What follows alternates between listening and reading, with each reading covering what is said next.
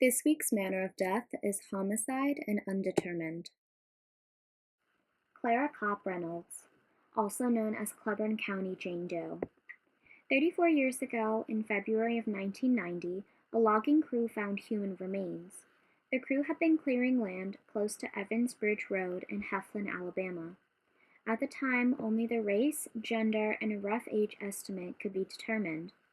Cleburne County Jane Doe was thought to be a white female between her late 20s to late 30s. Her death was found to be a homicide. Her case was entered into the National Missing and Unidentified Persons System, also known as NamUs. A facial reconstruction was made in the hopes the picture would help members of the public recognize her. However, even after these investigative measures, Cleburne County Jane Doe was not identified for 3 more decades. It wasn't until 2022, when the Heflin Police Department decided to reopen the case, that substantial attention was given to identifying Jane Doe again. By 2023, the Alabama Department of Forensic Sciences became involved with the Heflin Police. At that point, evidence was sent to Othram for DNA testing. A profile was created and new leads were brought forth from the testing.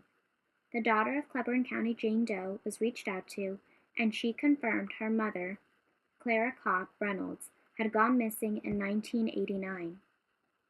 Clara had braces when she went missing, and when her remains were discovered, there was a removable retainer found among the evidence. Clara Cop Reynolds was born in 1947 and was 42 years old when she disappeared. She was from Peachtree, Georgia, and was married to her husband, Douglas Reynolds, at the time she went missing. Since her disappearance, her husband, Douglas Reynolds, has passed. The police are very reluctant to reveal more information on the homicide itself. This is probably to protect the integrity of the investigation, since they state they already have a potential suspect. Apparently, Clara was last seen with a male friend, and they were traveling to Florida together. Somewhere along the way, Clara wound up in Alabama. If you have any information that could help solve Clara Reynolds' case, please contact Captain Scott Bonner at the Heflin Police Department at sbonner@cityofheflin.org or using the phone number 256-463-2291. Randy Carl Lee, also known as Indianapolis John Doe. Indianapolis John Doe was found September of 2017. His body was inside a tipped-over trailer in a remote, wooded region outside of Indianapolis, Indiana. The Marion County Coroner's Office examined him. He was likely a white male, around 5 feet 10 inches in height, and somewhere in the age range of 40 to 60 years old. His manner of death was undetermined. Several orthopedic medical apparatuses were discovered with him, particularly on his right arm bones and left leg bone. He was entered into NamUs but not identified for several years. It wasn't until 2023 that Marion County decided to partner up with Othram and sent a DNA sample to create a profile. With the available DNA, genetic genealogy was used to identify Indianapolis John Doe as Randy Carl Lee. Randy was born on January 23, 1956. He last spoke to his family in 2015, so he was roughly in his late 50s when he disappeared. Randy was living in the Greenfield, Indiana area prior to when he went missing. A missing persons report was never filed, which probably made it harder to identify him, since there was no record of his disappearance. Chong Un Kim, also known as Jane Millen Doe. In 1988, Millen was a small town located in Jenkins County, Georgia. That's why it was shocking when on February 14th of that year, a body was discovered in a dumpster right outside of the edge of town. The unidentified woman would be known as Jane Millen Doe, after the town. She was placed inside of a nylon suitcase or duffel bag. Duct tape and plastic had been taped around her. It's thought her cause of death was asphyxiation, and that she had been dead for potentially a week before being discovered. Jane Millen Doe's fingerprints and dental records were taken, and a sketch was released to the public, but nothing came of it. Regardless, the evidence collected was entered into NamUs on the chance that she may be identified later on. DNA was attempted to be used for identification, but it was not able to be used for the CODIS DNA database. Later in 2023, the Georgia Bureau of Investigation, or GBI, partnered with Othram to use Jane Millen Doe's DNA to create a genetic profile. Once the profile was made, genetic genealogy was used to identify Jane Millen Doe as Chong Un Kim. Chong immigrated to the United States in 1981, 7 years prior to her killing. During that time, she lived in Hinesville, Georgia. At the time of her death, she would have been 26 years old. While her identity may have been recovered, her murderer still remains on the loose.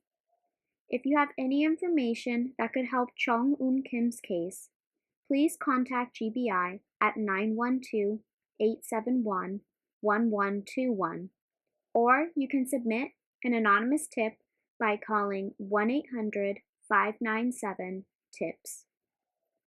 Michael John Alonzi, also known as Mesa County John Doe. Mesa County John Doe was recovered in October of 2011 when a Colorado Mesa University professor and some students found a skull close to the Uncompahgre Plateau in Whitewater, Colorado. Unfortunately, no other remains were collected with the skull, which made it very hard to identify Mesa County John Doe. With the lack of evidence, the only information known was that the skull belonged to a male. For this reason, the manner of death cannot be determined.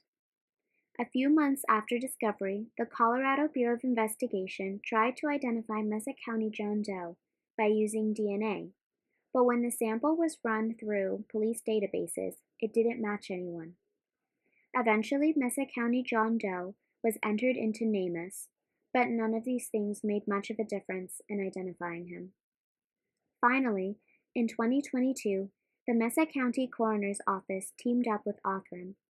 Using genetic genealogy, enough leads were provided to find family members of John Doe. It turns out Mesa County John Doe is actually Michael John Alonzi. Michael was born on December 10, 1961. It's not known when exactly he went missing, so it's hard to say how old he was when he disappeared. Because of this, the authorities are still investigating what happened to him. If you have any information about Michael Alonzi's case, please contact the Mesa County Coroner's Office by calling 970-244-1898. Arminda Grangeia Rodrigues da Silva Ribeiro. At 11:20 a.m. on the morning of June 1973, a fisherman out on the San Diego Bay discovered an orange suitcase. This was close to the U.S. Coast Guard station on North Harbor Drive. Inside of it, the suitcase, was the dismembered remains of a female. Other body parts were found strewn about the area. It was a clear case of homicide. For 30 years, the case went unsolved. Eventually, the female victim's remains were unearthed to acquire a DNA sample. The case was also entered into NamUs, but didn't generate any successful leads. However, the DNA was sent off to Othram Labs for genetic testing. By using genetic genealogy, better leads were provided to the San Diego police. These leads were to the relatives of the victim, Arminda Grangeia Rodrigues da Silva Ribeiro. She was born September 16, 1943, in Portugal. She was married and had 2 children. At some point, her family immigrated to the United States and settled in Newark, New Jersey. In 1973, she was employed at a trailer fabrication company. There's not been much explanation as to why or how Arminda was in San Diego. While it's fortunate she has been identified, her killer still remains out there, and the police need more leads as to who might have committed the brutal crime. If you have any information that could help Arminda's case, please contact the San Diego Homicide Unit at 619-531-2293 or Crime Stoppers at 888-580-8477. Hello everyone, Manner of Death here. Thank you so much for listening until the end of the video. I appreciate all the comments and support, and please feel free to leave any recommendations for cases that you have down below. Thank you so much, and I'll see you in the next one.